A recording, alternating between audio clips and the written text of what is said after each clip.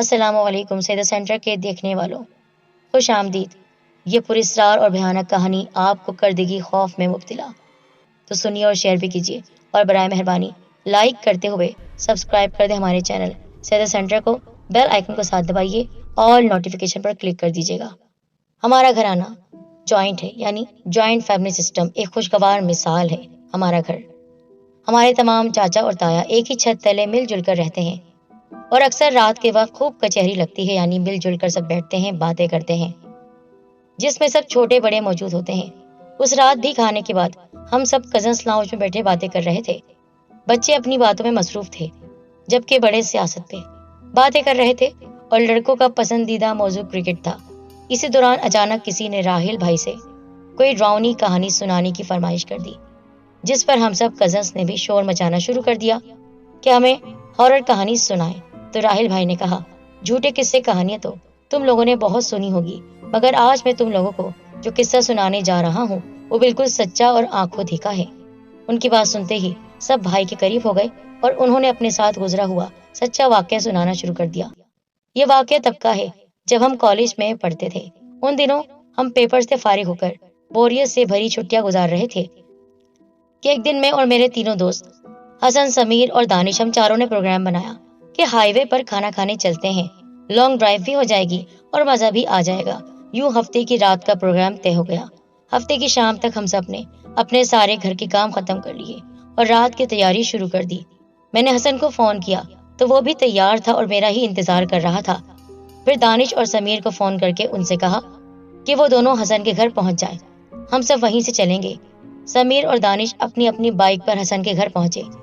تھوڑی دیر کے بعد اپنی گاڑی میں بھی وہیں تھا، اور اس گاڑی میں ہم چاروں روانہ ہو گئے۔ چونکہ حسن کا گھر ہائی وے کے قریب ہی تھا، اس لیے ہم بہت جلد ہی ہائی وے کے ایک مشہور ریسٹورینٹ کے سامنے کھڑے تھے۔ اندر کافی رش تھا کیونکہ ویکینڈ تھا۔ بہرحال ہم بھی ایک ٹیبل پر جا کر بیٹھ گئے۔ ہائی وے کے پرسکون اور فرحت بخش ماحول میں کھانا کھانے کا مزہ ہی کچھ اور تھا۔ ہم آرڈر دے چکے اور کالج کی باتیں کرتے ہوئے کھانے کا انتظار کر رہے تھے۔ ہم انہی باتوں میں مصروف تھے کہ ویٹر کی آواز نے ہمیں چونکا دیا۔ وہ کھانا لے کر آیا تھا۔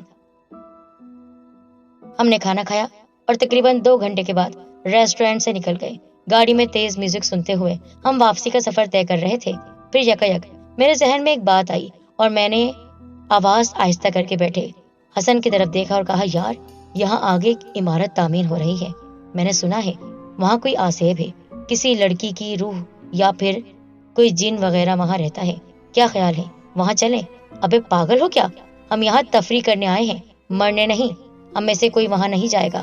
میں نے سنا ہے وہ خبیث جنزادی ہے جو سب کو مار دیتی ہے، دانش نے تقریباً چیختے ہوئے کہا۔ اس کی بات سنتے ہی ہم تینوں نے اس کا مذاق اڑانا شروع کر دیا۔ دانش شروع سے ہی بہت ڈرپوک تھا اور اس وجہ سے وہ اکثر ہمارے مذاق کا نشانہ بنتا رہتا۔ چلو یار، چل کر دیکھیں کہ واقعی وہاں کچھ ہے یا لوگوں کی اڑائی ہوئی افواہ ہے، سمیر نے مجھ سے کہا۔ حسن اور میں ایک آواز میں بولے، ہاں ہاں چلو دیکھتے ہیں، آخر ہم بھی کسی بھوت سے کم نہیں۔ دانش نے پھر چیخنا شروع کر دیا، کیا ہو گیا ہے تم لوگوں کو؟ کیا مرنے کا شوق ہے؟ پاگل پن نہیں دکھاؤ، واپس گھر چلو۔ دانش خاصا ڈرا ہوا تھا۔ یار تو بڑا ہو جا، بھوت پرے جنات وغیرہ ایسی کوئی چیز نہیں، یہ ساری من گھڑت کہانیاں ہیں، بچپن میں ڈرانے والی نانی کی کہانیاں۔ یہ سب پھیلائی ہوئی باتیں نہیں ہیں بلکہ سچ ہے، اور تیرے ساتھ تو کچھ ہونا ہی چاہیے، تبھی تجھے پتہ چلے گا کہ کسی غیر مخلوق کا اصل میں وجود ہے، دانش غصے سے بولا۔ پھر حسن اور دانش میں ٹھیک ٹھاک بحث ہو گئی، جسے میں نے اور سمیر نے بہت مشکل سے ختم کروایا، اور فیصلہ یہ ہوا کہ ہم وہاں جائیں گے، یہ دیکھنے کہ وہاں کچھ ہے بھی یا نہیں، اور دانش کو چپ ہونا پڑا۔ ہم اس وقت نہیں جانتے تھے کہ ہمارا یہ فیصلہ ہمیں کتنی مشکل میں ڈال دے گا۔ خیر، میں نے گاڑی کو اس بلڈنگ کی طرف جانے والے راستے پر ڈال دیا۔ اس کی جگہ ڈھونڈنے میں کوئی دقت نہیں ہوئی کیونکہ جگہ جگہ اس عمارت کی تعمیر کے حوالے سے بورڈ لگے ہوئے تھے۔ اب ہم اس عمارت کے قریب پہنچنے والے تھے۔ سڑک پوری طرح سنسان تھی، دور ایک لائٹ جل رہی تھی، شاید کسی بلڈنگ پر۔ یار پاگل مت بنو، ابھی بھی وقت ہے، واپس چلو، دانش نے ہمیں سمجھانے کی کوشش کرتے ہوئے کہا۔ ہم نے اسے چپ رہنے کو کہا اور گاڑی عمارت کے عین سامنے روک دی۔ پھر گاڑی میں بیٹھے بیٹھے ہی باہر دیکھنا شروع کر دیا کہ اگر کوئی چیز ہو تو نظر آ جائے گی۔ دانش مستقل آیتیں پڑھ رہا تھا اور ہم سب پر دم کر رہا تھا۔ پھر گاڑی دوبارہ اسٹارٹ کر کے ہم آہستہ آہستہ آگے بڑھانے لگے، مگر ہمیں ایسی کوئی بھی انہونی چیز نظر نہیں آئی، تاہم عجیب سی وحشت اور ہولناک سناٹا تھا۔ چاروں طرف خاموشی۔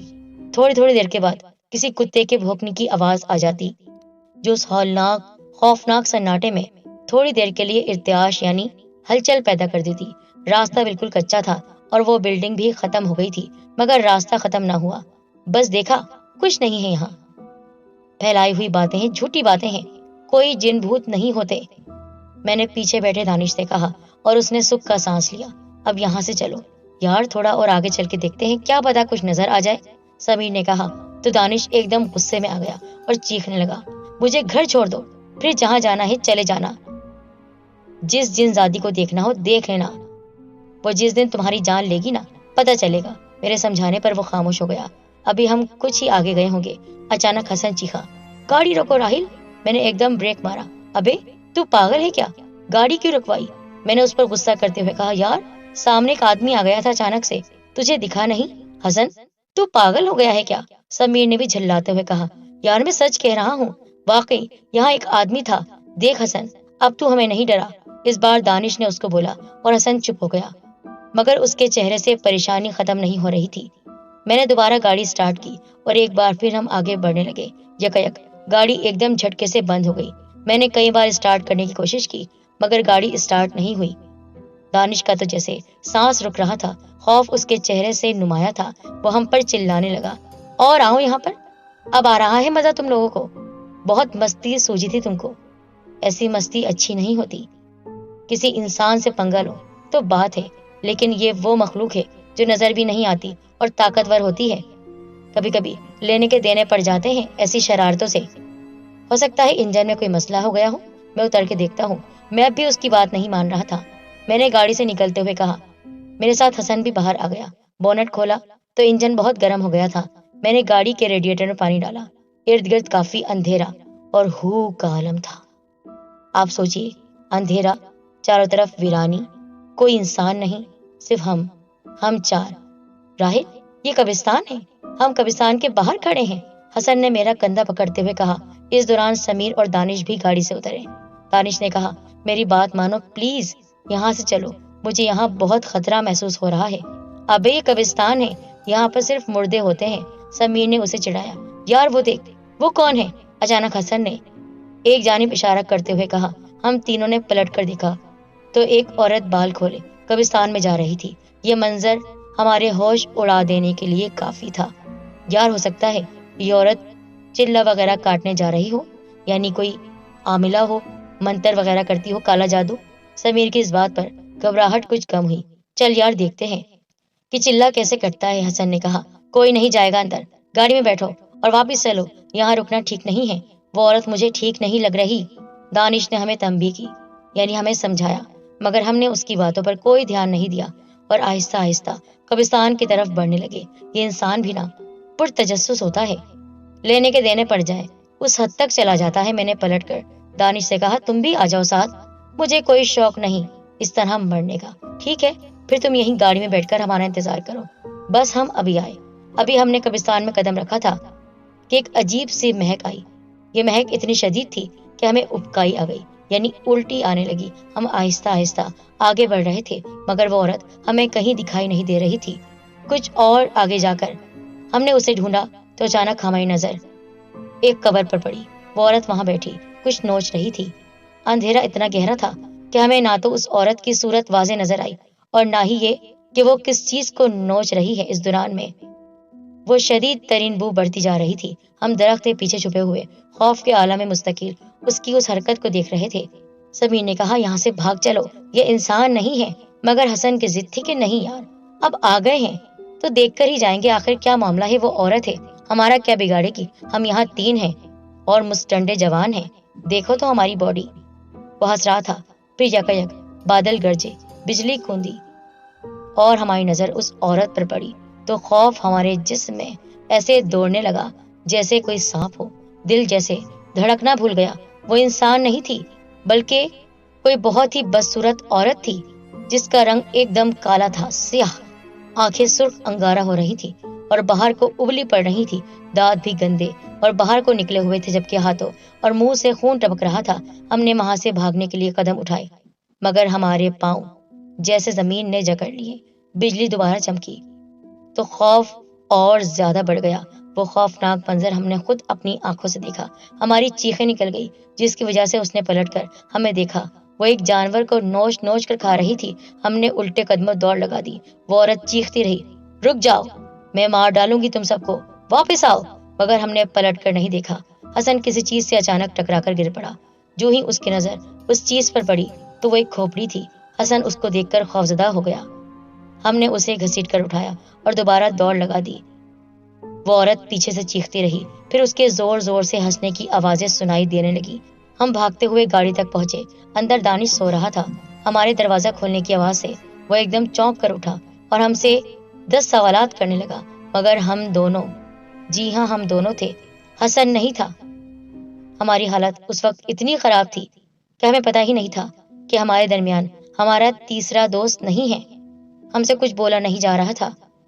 میں نے گاڑی اسٹارٹ کرنے کی کوشش کی مگر ناکام رہا۔ سمیر پاگلوں کی طرح بدحواسی سے چیخ رہا تھا، گاڑی اسٹارٹ کر یار، کیا مسئلہ ہے یار، میں کیا کروں؟ کوشش کر رہا ہوں مگر گاڑی اسٹارٹ نہیں ہو رہی۔ میرے ہاتھ پاؤں بھی پھول رہے تھے۔ دانش نے زور زور سے آیت الکرسی پڑھنا شروع کی۔ ہم نے بھی ورد کرنا شروع کر دیا۔ میں نے پھر گاڑی اسٹارٹ کی۔ پہلی دفعہ میں گاڑی اسٹارٹ نہیں ہوئی، تاہم 2-3 بار کی کوشش سے ایک دم جھٹکے سے گاڑی اسٹارٹ ہو گئی اور میں نے ریس پر پاؤں رکھ دیا۔ پیچھے سے مستقل اس چڑیل کے ہنسنے کی آوازیں آ رہی تھی۔ میں نے گاڑی 100 کی اسپیڈ سے زیادہ تیز چلائی۔ ہوش نہیں تھا کہ ہمارا ایک دوست ہمارے درمیان نہیں ہے۔ جب ہم ہائی وے پر آ گئے اور پیچھے کوئی عورت نظر نہ آئی تو دانش نے کہا، حسن بھی تمہارے ساتھ گیا تھا، حسن کہاں ہے؟ تم دونوں اکیلے واپس آئے ہو؟ سمیر، راہل، حسن کہاں ہے؟ کدھر چھوڑ آئے اسے؟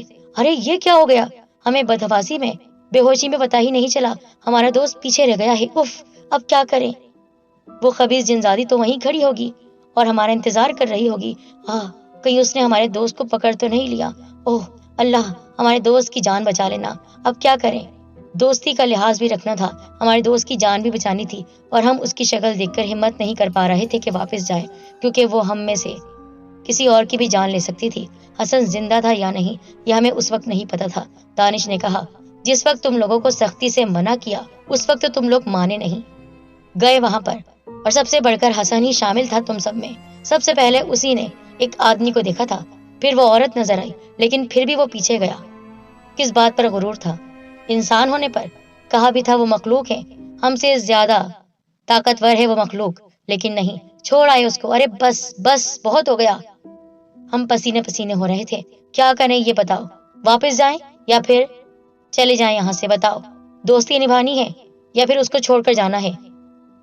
میں نے کہا تھا کہ مت جانا، لیکن اب ہمارے دوست کی زندگی کا سوال ہے اور میں اپنے دوست کو وہاں چھوڑ کر ہرگز نہیں جا سکتا ہوں۔ یہ بات کہہ رہا تھا دانش۔ ہم حیرت سے اس کو دیکھ رہے تھے، ایسے عالم میں جبکہ وہ ڈر رہا تھا اور ہم اس سے زیادہ ڈرے ہوئے تھے۔ اس کی ہمت کی وجہ سے ہم نے واپس گاڑی موڑی۔ آہستہ آہستہ ہم اسی جگہ پہنچ رہے تھے اور ایسا لگ رہا تھا کوئی ہماری گاڑی کو اپنی جانب کھینچ رہا ہے۔ ظاہر سی بات ہے، شکار پکڑ لیا تھا، اس شکار کو چھڑوانے کے لیے ہمیں وہاں تو آنا ہی تھا۔ ہم نے گاڑی ٹھیک اسی جگہ روکی۔ یار باہر کیسے اترے؟ وہ وہیں کھڑی ہوگی، ہمیں بھی کھا لے گی۔ پتہ نہیں حسن زندہ ہے یا نہیں، بلا وجہ اپنی جان کو خطرے میں ڈال رہے ہو۔ سمیر کہہ رہا تھا، یار وہ تمہارا دوست ہے، تمہیں اس کی کوئی پرواہ نہیں؟ دانش نے اسے ڈانٹا۔ تو کیا کروں؟ اپنی جان بھی دے دوں اس کی وجہ سے؟ ارے بہت خطرناک عورت تھی وہ، ایک جھپٹے میں کھا جائے گی۔ آدم خور تھی، آدم خور۔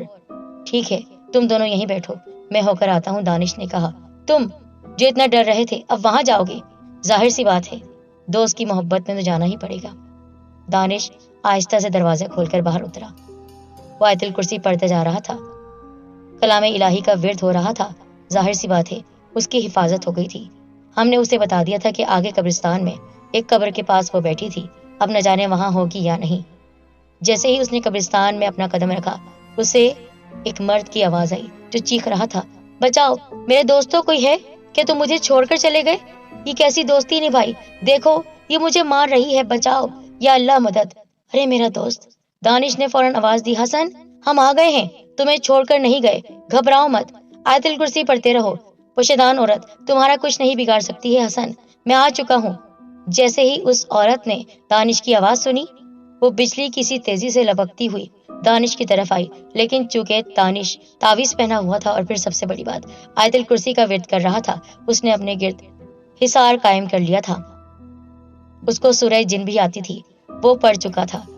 سب کچھ پڑھتے ہوئے، آیت قرآنی کا ورد کرتے ہوئے، اپنا حصار کھینچ کر وہ اسی کی طرف بڑھ رہا تھا۔ وہ چڑیل اس کے سامنے کھڑی ہنس رہی تھی، ہا ہا، آ گئے، تمہیں بھی مرنا ہوگا، پہلے تمہارے دوست کا خاتمہ کر دوں، پھر تم بھی مرو گے، ہمت کیسے کی یہاں پر آنے کی؟ کیوں؟ دانش نے کہا، میرے دوست کو چھوڑ دو۔ کیوں کھا رہی ہو اس کو؟ کیونکہ میری غذا ہے انسان، کھاتی ہوں میں انسانوں کو، اور جو بھی مل جائے میں سب کو کھاتی ہوں۔ کوئی بھی مجھ سے نہیں بچ سکتا ہے، اس جگہ آنے والا کبھی زندہ نہیں جاتا۔ تم لوگوں نے کیسے سوچ لیا کہ تم لوگ یہاں سے صحیح سلامت جاتے؟ واپس چلے گئے تھے، لوٹ کر آئے نا، میں نے ہی بلوایا ہے، اب جاؤ اپنے باقی دوستوں کو بھی لے کر آؤ۔ ایسا نہیں ہو سکتا ہے، ہم سب اس وقت اللہ تعالیٰ کی حفاظت میں ہیں، فرشتے ہماری حفاظت کر رہے ہیں۔ آیت الکرسی پڑھ لی ہے، جو بھی پڑھ لیا ہے، میری طاقت سے زیادہ کوئی طاقت بڑی نہیں۔ تو شیطان ہے اور میرے پاس رحمان کی طاقت ہے، چھوڑ دے میرے دوست کو، بتا کہاں ہے وہ؟ حسن کہاں ہو تم؟ یار دانش، میں یہاں اس قبر میں بہت گہرائی میں ہوں، نہیں نکل سکتا ہوں، اس نے میری گردن پر دانت گاڑ دیے ہیں اور خون بہ رہا ہے، مر جاؤں گا میں مر جاؤں گا، لگتا تھا وہ بے ہوش ہو گیا۔ تو نے میرے دوست کو مار ڈالا، میں تجھے نہیں چھوڑوں گا، تو میرا کچھ نہیں بگاڑ سکتا ہے، کہا نا، چلا جا یہاں سے۔ اسی وقت دانش زور زور سے آیت الکرسی کا ورد کرنے لگا اور اس عورت پر پھونک مارنے لگا، جس کی وجہ سے وہ پیچھے ہٹی۔ اس کے ہاتھ ایک دم لمبے ہوئے، اس نے کہا، تیرا گلا دبا دوں گی، تیرا نہیں تو تیرے دوستوں کو صحیح۔ وہ کار کی جانب بڑھ رہی تھی، ہم تک نہیں پہنچ پا رہی تھی۔ اللہ تعالیٰ نے ہماری حفاظت کی اور شکر ادا کیا ہم نے کہ ہم ایمان کی حالت میں تھے، کم از کم آیت الکرسی تو ہمیں آتی ہی تھی۔ ہمیں شرمندگی ہو رہی تھی، ہم کیسے مسلمان ہیں۔ ہمارے دوست دانش نے ہماری اصلاح کی، بہرحال اس وقت تو اس سے بچنا ہی تھا۔ دانش وہاں بھی آیا، اس نے کہا، اے عورت، تو نہیں سنے گی تو دیکھ، تجھے یہاں جلا کر بھسم کر دیا جائے گا، میں اپنے مرشد کو بلا لوں گا، وہ آئیں گے اور تیرا تیا پاچا کر دیں گے، بلا لو جس کو بھی بلا لو، چاہے کسی کو بھی بلا لو، کسی بھی بڑے دیو انسان جن کو بلا لو، کوئی کچھ نہیں کر سکتا ہے، جو میری طاقت ہے اس کے آگے کوئی کچھ نہیں۔ اسی وقت دانش زمین پر بیٹھ گیا اور اپنے گرد حصار کھینچ کر براقبے میں چلا گیا اور زور زور سے کہنے لگا، حضرت حضرت آپ سن رہے ہیں، ہمیں بچائیے، آپ کو اللہ کا واسطہ بتائیے کون سا وظیفہ پڑھوں۔ اسی وقت نہ جانے اس کے پاس کون سی آواز آئی، وہ ایسے سن رہا تھا جیسے کوئی اس کے کان میں سرگوشی کر رہا ہو۔ ٹھیک ہے حضرت، میں بھی پڑھتا ہوں۔ اسی وقت اس نے وہ وظیفہ پڑھنا شروع کر دیا۔ جیسے جیسے وہ وظیفہ پڑھ رہا تھا، وہ عورت ہماری کار سے دور ہٹ رہی تھی، یہاں تک کہ وہ ایک درخت کے پاس چلی گئی۔